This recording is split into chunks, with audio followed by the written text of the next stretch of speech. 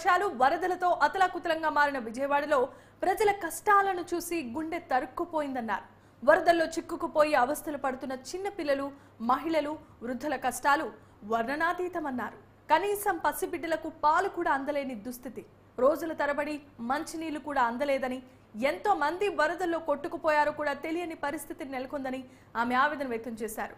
ప్రజల కష్టాలకు ప్రభుత్వ వైఫల్యమే కారణమని మండిపడ్డారు రోజా. మంత్రులు విహారయాత్రలకు వెళ్లి ప్రజలను వరదల్లో ముంచేశారని విమర్శించారు. విజయవాడ ప్రజల కష్టాలను చూసి గుండె తరుక్కుపోతుంది.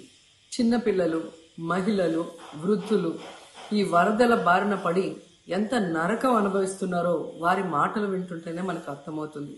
కనీసం చిన్నపిల్లలకి పాలు అందటం లేదు, రోజుల తడబడి తాగేదానికి నీళ్లు అందటం లేదు. ఈరోజు ఎంతమంది వరదల్లో కొట్టుకుపోయారో అర్థం కాని పరిస్థితుల్లో అందరూ కూడా బాధపడుతూ ఏడుస్తూ ఉన్నారు. నిజంగా ప్రజలు ఇన్ని కష్టాలు పడటానికి, ఇంతమంది ప్రాణాలు పోవటానికి ఈ రాష్ట్ర ప్రభుత్వం కారణం కాదని నేను అడుగుతున్నాను. ముఖ్యంగా మంత్రుల విహారయాత్రలు, హాలిడేస్ ఎంజాయ్ చేయడంలో ఉన్న చిత్తశుద్ధి రాష్ట్ర ప్రజల మీద లేదు అని నేను గట్టిగా చెప్పగలను.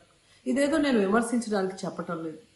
28వ తేదీనే 30వ తేదీలో వర్షాలు రాబోతున్నాయని చెప్పి వాతావరణం సమాచారం ఇవ్వటం జరిగింది ప్రభుత్వానికి. అయినా కూడా ముఖ్యమంత్రి గాని, మంత్రులు గాని ఎటువంటి సమీక్షలు చేయకుండా, ప్రజల్ని అప్రమత్తం చేయకుండా నిర్లక్ష్యం వహించడం వల్లే ఈరోజు ఇన్ని లక్షల మంది వరద నీళ్ళల్లో మునిగిపోయారు. ఇంతమంది ప్రాణాలు పోగొట్టుకున్నారు. ఎంతమంది తిండి లేక, కరెంటు లేక, తాగునీళ్లు లేక, పసిబిడ్డలకి పాలు లేక ఎంత అవస్థలు పడుతున్నారో మనం అందరం కూడా గమనిస్తున్నాం. నిజం, చంద్రబాబు నాయుడు గారి ఇంటికి 3 కిలోమీటర్ల దూరంలోనే ఇంత పెద్ద విపత్తు జరిగినా ప్రజల్ని కాపాడలేకపోయారు అంటే ఇది రాష్ట్ర ప్రభుత్వం, రాష్ట్ర ముఖ్యమంత్రి వైఫల్యం కాదని నేను అడుగుతున్నా.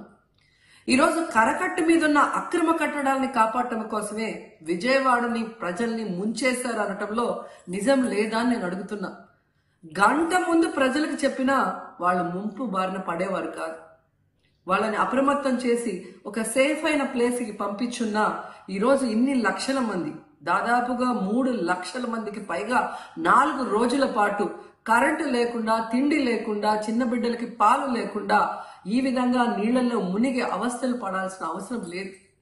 దురదృష్టం ఏంటంటే ఈ రాష్ట్ర ముఖ్యమంత్రి నుంచి మంత్రుల వరకు ఎప్పుడు ఫ్రైడే వస్తుందా, ఎప్పుడు హైదరాబాద్కి వెళ్దామా, లేదా ఎప్పుడు విహారయాత్రలకు వెళ్దామా అని ప్లాన్ చేసుకోవడంలోనే చిత్తశుద్ధిగా ఉన్నారనేది ఈ 5 తెలుగు రాష్ట్రాలు